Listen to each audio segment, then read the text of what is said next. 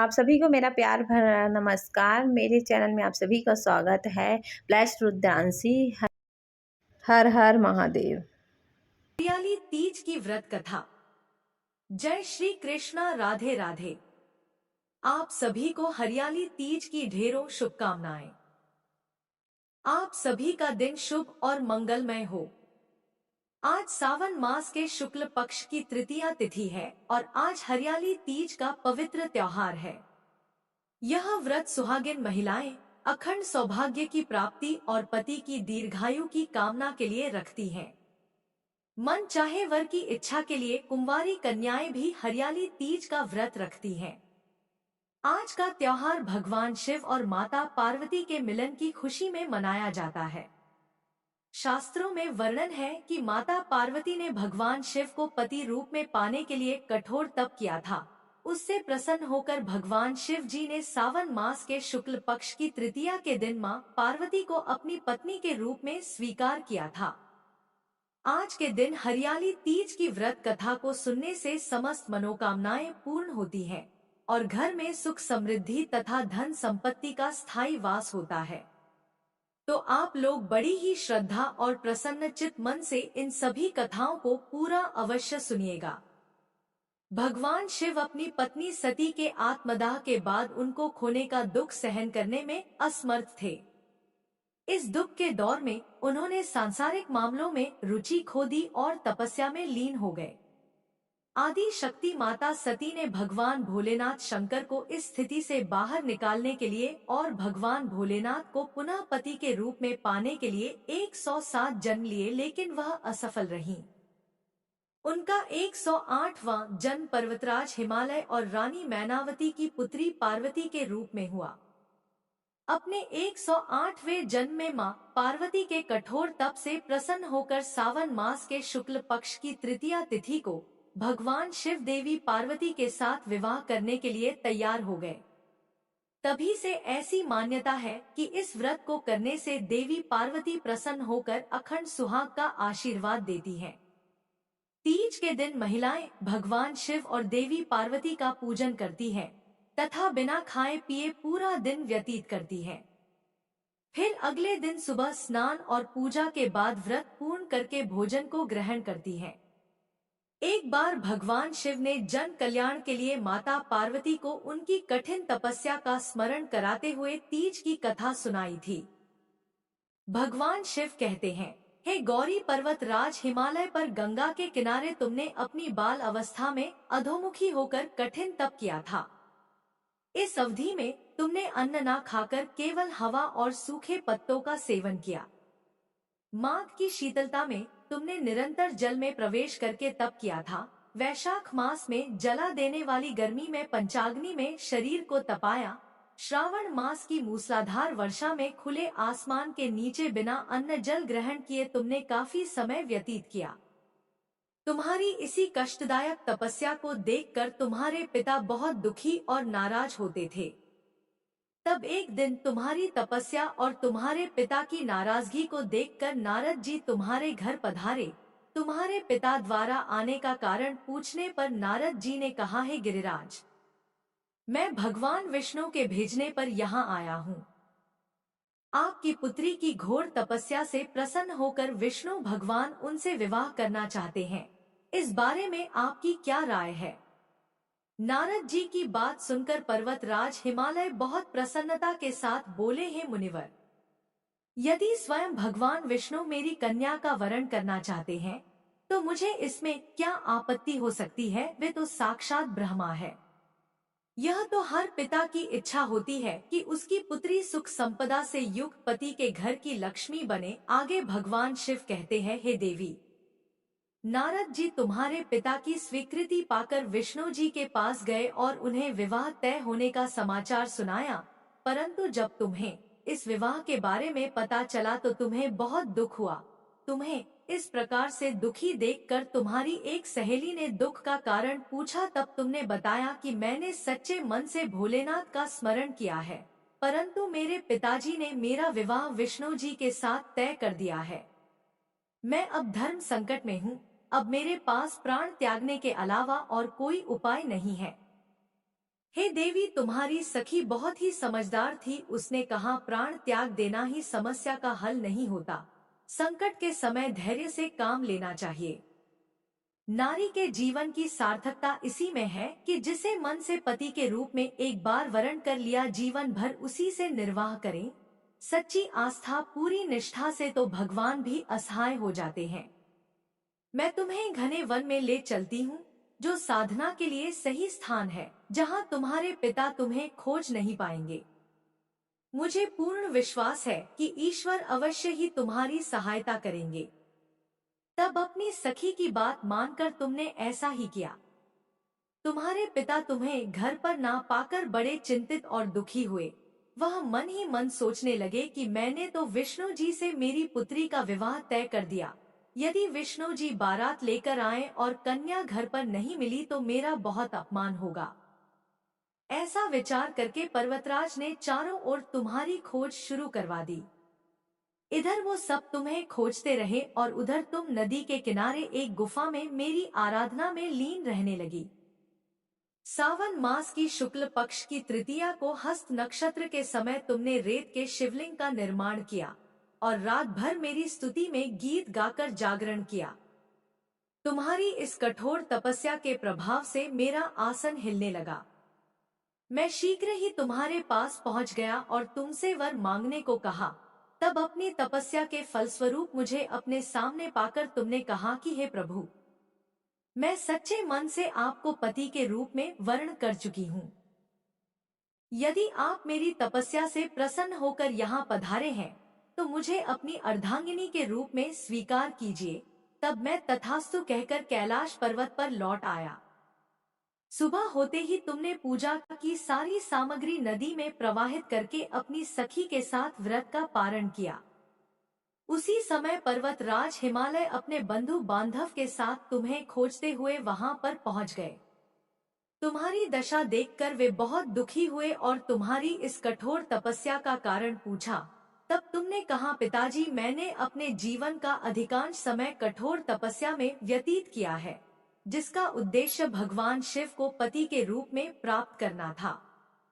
आज मैं अपनी तपस्या की कसौटी पर खरी उतर चुकी हूँ और आज मेरी तपस्या सफल हो गई है, क्योंकि आप मेरा विवाह विष्णु जी के साथ करने का निश्चय कर चुके थे।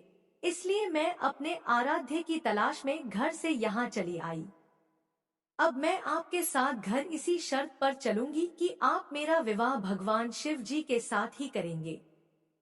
तब पर्वतराज हिमालय ने तुम्हारी इच्छा को मान लिया और तुम्हें घर वापस ले गए। कुछ समय बाद उन्होंने पूरे विधि विधान के साथ हम दोनों का विवाह करवाया। भगवान शिव ने कहा, हे देवी, सावन मास के शुक्ल पक्ष की तृतीया को तुमने मेरी आराधना करके जो व्रत किया था, उसी के फलस्वरूप हम दोनों का विवाह हुआ है। भगवान शिव ने पार्वती जी से कहा, हे देवी, जो भी स्त्रियां पूरी निष्ठा और श्रद्धा के साथ इस दिन व्रत करके तुम्हारी पूजा करेंगी, मैं उन्हें अचल सुहाग प्रदान करूंगा। बोलिए श्री शंकर पार्वती भगवान की जय। अब आइए श्रवण करते हैं तीज माता की कहानी। एक गांव में एक साहूकार दंपति रहता था। भगवान की कृपा से साहूकार दंपति के 7 पुत्र हुए, लेकिन साहूकार दंपति को एक पुत्री की इच्छा थी। वे चाहते थे कि उनके परिवार में एक बेटी हो, क्योंकि उनकी पीढ़ी में किसी को भी बेटी नहीं हुई थी, जिस वजह से उनके सभी तीज त्योहार राखी भाई दूज बिना राखी और तिलक के खाली ही निकल जाते थे। तब साहूकारनी ने तीज माता से एक लड़की की इच्छा की और बोली कि हे तीज माता, आपने मुझे 7 पुत्र दिए, कृपया करके मुझे एक बेटी और दीजिए, ताकि मेरी कन्यादान करने की इच्छा भी पूरी हो सके। तब एक दिन तीज माता की कृपा से साहूकारनी को एक पुत्री हुई। दोनों साहूकार दंपति बेटी को पाकर बहुत खुश हुए। उन्होंने पूरे गांव में लड्डू बंटवाए। पूरा गांव साहूकार को बधाइयां देने लगा। इस तरह उनका समय हंसी खुशी बीतने लगा।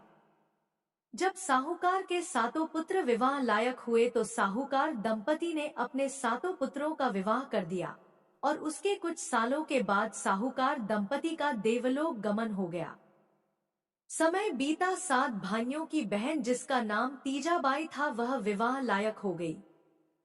सातों भाइयों ने अपनी बहन का धूमधाम से विवाह कर दिया। विवाह के बाद जब सावन का महीना आया तो ससुराल वाले बहू को मायके छोड़ गए, यह कहकर कि पहले सावन में सास और बहू को एक साथ नहीं रहना चाहिए, नहीं तो सास और बहू में लड़ाइयाँ होती हैं, क्योंकि पुराने जमाने में यही रीत मानी जाती थी। तब बहन 1 महीने के लिए सावन में मायके आ गई। तीजाबाई अब अपनी सहेलियों के साथ रोज बागों में झूला झूलने जाती, मेले में खरीदारी करती, झूला चक्री झूलती, हरी हरी चूड़ियां पहनती, मेहंदी लगाती।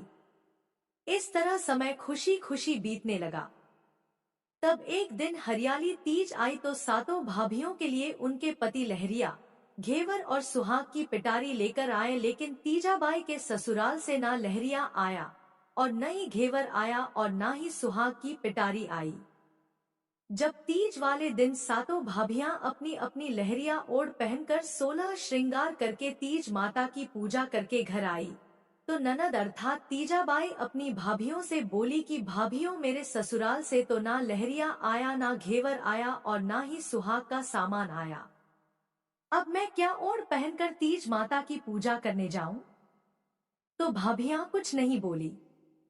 तब तीजाबाई ने अपनी सभी भाभियों से उनका लहरिया पहनने के लिए मांगा, तो 6 बड़ी भाभियों ने तो इनकार कर दिया और वे अपने कमरों में चली गई। तब 7वीं भाभी ने अपनी ननद से कहा कि नंद रानी, मैं एक शर्त पर आपको अपना लहरिया ओढ़ने के लिए दूंगी। जब आप मुझे यह वचन दो कि आप मेरे लहरिये को जैसा लोगे वैसा ही लौटाओगे। अगर थोड़ा सा भी मुझे दाग धब्बा दिखाई दिया या लहरिये का रंग उतरा हुआ दिखाई दिया या फिर कहीं से कटा फटा दिखाई दिया तो मैं आपके खून से ही उसे रंगवाऊंगी। तो ननद ने कहा कि भाभी, आप चिंता मत करो, मैं लहरिये का पूरा ध्यान रखूंगी। उसके बाद ननद ने 7वीं भाभी का लहरिया पहनकर 16 श्रृंगार किया और अपनी सहेलियों के साथ तीज माता का पूजन करने चली गई। पूजा करते समय लहरिये पर कई निशान हो गए, कहीं पर रोली का छींटा लगा तो कहीं मेहंदी का हाथ लग गया तो कहीं घेवर की चाशनी गिर गई। और जहां वे पूजा कर रही थी वहां एक बेरी के पेड़ की झाड़ी थी, उसमें लहरिया उलझ गया तो 1-2 जगह से लहरिया फट गया। जब ननद जी घर आ रही थी तो बारिश शुरू हो गई और बारिश में लहरिया भीग गया, उसका रंग भी उतर गया। ननद ने जब देखा तो वह डरते डरते घर आई और लहरिये को सुखाकर फटी जगह से उसे सिल दिया और अच्छे से समेटकर भाभी के कमरे में ले जाकर रखाई। थोड़ी देर के बाद 7वीं भाभी ने खुद के लहरिये को देखा तो वह बहुत नाराज हुई। शाम को उसका पति काम से लौटा तो उसने अपनी पत्नी के नाराज होने का कारण पूछा, तो पत्नी ने क्रोधित होते हुए अपने पति को पूरी बात बताई और बोली कि जब तक आप अपनी बहन को मारकर उसके खून से मेरे लहरिये को नहीं रंगेंगे तब तक मैं अन्न जल ग्रहण नहीं करूंगी। पति ने अपनी पत्नी को बहुत समझाया कि वह हमारी एक लाडली बहन है, हमारे माता पिता की चहेती है, हमारी 7 पीढ़ियों में पहली बार हुई है और तीज माता की कृपा, तभी तो हमारे माता पिता ने उसका नाम तीजाबाई रखा है। ऐसा निष्ठुर जघन्य पाप मुझसे मत करवाओ, लेकिन उसकी पत्नी नहीं मानी। आखिर में थक हार कर 7वें भाई ने अपने 6 बड़े भाई और भाभियों से छुपकर अपनी बहन को सोते हुए एक बोरी में डालकर रात्रि में ही जंगल में ले गया। वहां ले जाकर उसकी गर्दन काटी और उसके खून से अपनी पत्नी का लहरिया रंगा। फिर बहन की लाश को वहीं बेरी के झाड़ के नीचे गाड़कर घर आ गया। सुबह जब 6 बड़े भाई और भाभियों ने पूछा कि तीजा कहाँ है, तो 7वां भाई और भाभी बोले कि उसका मन नाना नानी के घर जाने को हो रहा था तो हम उसे रात में ही वहां छोड़ आए। इस तरह सावन का 1 महीना बीत गया।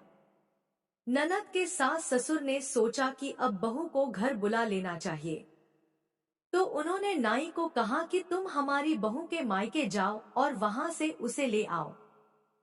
पुराने जमाने में नाई और नायन ही जाया करते थे। तब नाई बहू के मायके की ओर चल पड़ा। बीच रास्ते में जंगल आया, तभी वह उस बेरी के झाड़ के पास थोड़ी देर के लिए बैठ गया। तभी नाई को बेरी के झाड़ में बहुत मीठे मीठे रसीले बेर नजर आए। जैसे ही नाई बेर तोड़ने लगा तो उसमें से आवाज आई कि मेरे बेर मत तोड़ो। भाई ने पाप किया, मेरी गर्दन काटी, भाभी का लहरिया मेरे खून से रंगा। यह सुनकर नाई डर गया और भागकर सीधा बहू के मायके में ही जाकर रुका। उसने वहां जाकर कहा कि मैं बहू को लेने आया हूं, आप बहू को मेरे साथ भेज दीजिए। तो बड़ा भाई बोला कि हमारी बहन तो ननिहाल गई हुई है, कुछ दिन बाद आकर ले जाना। तो नाई घर लौट आया और आकर सारी बात बताई। उसके कुछ दिनों के बाद ससुर ने अपने छोटे बेटे को अपनी भाभी को लेने के लिए उसके मायके भेजा। देवर अपनी भाभी को लेने के लिए उसके मायके की ओर चल पड़ा। रास्ते में जंगल आया और वही बेरी का झाड़ आया। देवर भी इस बेरी के झाड़ के नीचे थोड़ी देर के लिए बैठ गया। उसे जब मीठे मीठे रसीले लाल बेर दिखाई दिए तो वह खाने के लिए तोड़ने लगा। तो फिर उसमें से भी आवाज आई कि देवर जी, मेरे फल मत तोड़ना। भाई ने पाप किया, मेरी गर्दन काटी, भाभी का लहरिया मेरे खून से रंगा। देवर ने सुना तो वह डर गया कि जरूर यहाँ कोई भूतनी का वास है। वह जल्दी जल्दी वहां से भाभी के घर पहुंचा। वहां जाकर बोला कि भाभी को लेने आया हूँ, उन्हें मेरे साथ भेज दीजिए। मेरे माता पिता ने मुझे उन्हें लाने के लिए भेजा है। तो फिर से भाइयों ने कहा कि हमारी बहन तो ननिहाल गई है, आप कुछ दिनों के बाद आकर ले जाना। देवर भी वापस खाली हाथ चला गया और उसने भी जाकर सारी बात बताई। उसके बाद नंदोई आया और वह भी खाली हाथ चला गया। अंत में तीजा का पति खुद लेने आया। वह भी उस जंगल में गया और वह भी उस बेरी के झाड़ के नीचे सुस्ताने लगा और बैठा। तो उसने भी बेर खाने की इच्छा से बेर तोड़ना चाहा। तभी आवाज आई कि हे स्वामी, मेरी बेरी के बेर मत तोड़ना। भाई ने पाप किया, मेरी गर्दन काटी और भाभी का लहरिया मेरे खून से रंगा। जब उसके पति ने सुना तो वह मन ही मन सोचने लगा कि यह आवाज तो मेरे पत्नी की है। उसने चारों तरफ देखा लेकिन उसे कोई दिखाई नहीं दिया। तब उसने बेरी के झाड़ को हिला हिला कर जड़ से ही उखाड़ दिया। तभी तीज माता की कृपा से उसके नीचे से एक बहुत सुंदर कंचन जैसी काया वाली एक लड़की, लाल लहरिया ओढ़े हुए, सोने चांदी के गहने पहने एक नवयुवती निकली। वह उसकी पत्नी जैसी दिखाई दे रही थी। तो पति ने पूछा कि तुम यहाँ खड्डे में क्यों और कैसे आई हो? तो तीजाबाई ने अपने पति को पूरी बात बताई कि आपने तीज के दिन मेरे लिए के लहरिया, घेवर और सुहाग का सामान नहीं भेजा, तो मैंने अपनी भाभियों से उनका लहरिया तीज माता के पूजन करने के लिए थोड़ी देर के लिए पहनने को मांगा। तो 6 बड़ी भाभियों ने तो साफ इनकार कर दिया। लेकिन 7वीं भाभी ने मेरे साथ एक शर्त रख दी और मेरी 7वीं भाभी बोली कि अगर मेरा लहरिया खराब हुआ तो मैं तुम्हारे खून से ही लहरिया रंगवाऊंगी। मुझसे भाभी का लहरिया खराब हो गया तो भाभी के कहने पर भाई ने यहाँ लाकर मेरी गर्दन काटी, मेरे खून से भाभी के लहरिये को रंगा। पूरी सच्चाई मालूम होने के बाद पति ने अपनी पत्नी से तीज वाले दिन लहरिया न भेजने पर माफी मांगी। फिर पत्नी को लेकर उसके मायके पहुंच गया और पत्नी को घर के बाहर ही खड़ा कर दिया और स्वयं भीतर गया। उसने अपने 7 सालों और उनकी पत्नियों से कहा कि मैं अपनी पत्नी को लेने आया हूँ और आज मैं उसे लेकर ही जाऊंगा। आपने पूरा 1 साल लगा दिया कि थोड़े दिन बाद आकर ले जाना। अब या तो आप मुझे पूरी सच्चाई बताएं कि मेरी पत्नी कहाँ है, नहीं तो मैं राजा के पास जाकर शिकायत करूंगा और अब राजा जी ही फैसला करेंगे। यह सुनकर 7वां भाई और भाभी डर गए। उनके धैर्य का बांध टूट गया। उन्होंने रोते रोते पूरी बात बताई और अपनी गलती की माफी मांगी। जब 6 बड़े भाई और भाभियों को पता चला तो वे भी उन्हें बहुत बुरा भला कहने लगे। तभी उनकी बहन बाहर से भीतर आई और बोली कि मेरी जान तो तीज माता ने बचाई है। फिर वह अपने भाई और भाभी से बोली कि कभी अगर ननद कोई गलती कर दे तो उसे इतनी कठोर सजा ना दे, और किसी भी सुहागन को उसके ससुराल वाले तीज के दिन घेवर, लहरिया और सुहाग की पिटारी भिजवाना ना भूले। और कोई भी सुहागन महिला कभी किसी और का लहरिया पहनकर तीज माता का पूजन ना करे। हे तीज माता, जैसे आपने सातों भाइयों की बहन की रक्षा की वैसे ही सबकी रक्षा करना। कहानी कहने वाले, कहानी सुनने वाले और हुंकार भरने वाले को आप अखंड सौभाग्य की प्राप्ति कराना। आइए अब मनोकामना को पूरी करने वाली भगवान शिव और माता पार्वती की दूसरी कथा को सुनते हैं। तो इस कथा को बड़ी श्रद्धा और प्रसन्न चित्त मन से पूरा सुनिए। एक बार की बात है, माता पार्वती शिव जी को पति रूप में प्राप्त करने के लिए घोर तप कर रही थी। उनके तप को देखकर देवताओं ने शिव जी से देवी की मनोकामना को पूर्ण करने की प्रार्थना की। शिव जी ने पार्वती जी की परीक्षा लेने सप्त ऋषियों को भेजा। सप्त ऋषियों ने शिव जी के सैकड़ों अवगुण गिनाए, पर पार्वती जी को महादेव के अलावा किसी और से विवाह मंजूर नहीं था। विवाह से पहले सभी वर अपनी भावी पत्नी को लेकर आश्वस्त होना चाहते हैं, इसलिए शिव जी ने स्वयं भी पार्वती जी की परीक्षा लेने की ठानी। भगवान शंकर प्रकट हुए और पार्वती जी को वरदान देकर अंतर्ध्यान हुए। इतने में पार्वती माता जहां तप कर रही थी, वहीं पास में तालाब में मगरमच्छ ने एक लड़के को पकड़ लिया। लड़का जान बचाने के लिए चिल्लाने लगा। पार्वती जी से उस बच्चे की चीख सुनी नहीं गई। द्रवित हृदय होकर वह तालाब पर पहुंची। देखती है कि मगरमच्छ लड़के को तालाब के अंदर खींच कर ले जा रहा है। लड़के ने देवी को देखकर कहा, माता, मेरी ना तो माँ है, ना पिता और ना ही कोई मित्र, अब आप ही मेरी रक्षा करें। पार्वती जी ने कहा, है मगरमच्छ, इस लड़के को छोड़ दो। मगरमच्छ बोला, दिन के छठे पहर में जो मुझे मिलता है उसे अपना आहार समझकर स्वीकार करना मेरा नियम है। ब्रह्मदेव ने दिन के छठे पहर इस लड़के को भेजा है, मैं इसे क्यों छोड़ूं? पार्वती जी ने मगरमच्छ से विनती करते हुए बोली, तुम इसे छोड़ दो, बदले में तुम्हें जो चाहिए वह मुझसे कहो। मगरमच्छ बोला, एक ही शर्त पर मैं इसे छोड़ सकता हूँ। आपने तप करके महादेव जी से जो वरदान लिया है, यदि उस तप का फल मुझे दे दो तो मैं इसे छोड़ दूंगा। पार्वती जी तुरंत तैयार हो गई। उन्होंने कहा, मैं अपने तप का फल तुम्हें देने को तैयार हूँ, लेकिन तुम इस बालक को छोड़ दो। मगरमच्छ ने समझाया, सोच लो देवी, जोश में आकर संकल्प मत करो। हजारों वर्षों तक आपने जैसा तप किया है वैसा देवताओं के लिए भी संभव नहीं है। उसका सारा फल इस बालक के प्राणों के बदले चला जाएगा। पार्वती जी ने कहा, मेरा निश्चय पक्का है, मैं तुम्हें अपने तप का फल देती हूँ, तुम इसको जीवन दे दो। मगरमच्छ ने पार्वती जी से तप दान करने का संकल्प करवाया। तप का दान होते ही मगरमच्छ का देह तेज से चमकने लगा। मगर बोला, है पार्वती, देखो तप के प्रभाव से मैं तेजस्वी बन गया हूँ। तुमने जीवन भर की पूंजी एक बच्चे के लिए व्यर्थ कर दी। तुम चाहो तो अपनी भूल सुधारने का एक मौका और दे सकता हूँ।